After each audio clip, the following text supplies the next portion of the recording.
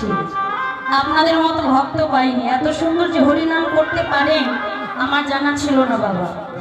আমার এই বাংলাদেশি বাবারা মায়েরা এত সুন্দর মধুর হরিনাম করলেন আমার সঙ্গে সঙ্গে, সত্যি আজ দেখে আমারও মনটা ভরে গেল। এত জায়গায় প্রোগ্রাম করেছি আপনাদের এই বাংলাদেশে, কিন্তু আপনাদের মতো ভক্ত পাইনি। আগে আপনাদের মতো বৈষ্ণবের চরণে আমার কোটি কোটি ধন্যবাদ প্রণাম রইল। আজ আমার গৌর সুন্দর নবদ্বীপের মাঝে প্রভাস যুগের কথা মনে হয়ে সকলকে নিমন্ত্রণ করছি বাবা। আর এই ভাব দর্শনে করে বৈষ্ণব কবি আমার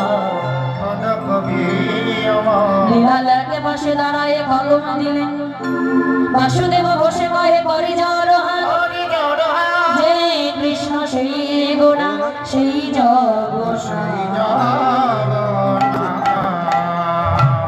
আজ আমার এতক্ষণ আমরা গুরুর গুণগাথা সাধন করলাম। এটা যে হাট বসেছে বাবা, কিসের হাট একটু বলবেন? কিসের হাট বসেছে?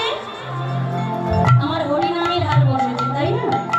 এই হরিনামের মেলায় কারা কারা বৃন্দাবনে যাবেন একটু হাত তুলুন তো।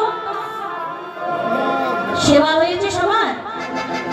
সবার সেবা হয়েছে গো?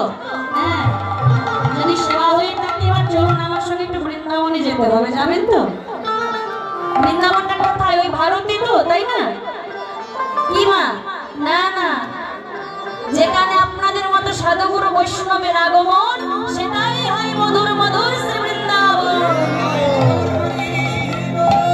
এমনিতেই বাবা এই গন্ডগোলের জন্য এখন ভিসা পাওয়া যাচ্ছে না, ওই ভারতের বৃন্দাবন যেতে হবে না, আজ এই বৃন্দাবনে পরিণত হয়েছে ধামটা। তাহলে চলো সবাই মিলে আমরা বৃন্দাবনে যাই। বৃন্দাবন নামে গেলে কার নামে ধ্বনি দিতে হয় গো? রাধা রানী, তাই না? তাহলে চলো রাধা রানীর নামে জয় দিয়ে আমরা বৃন্দাবনে যাই।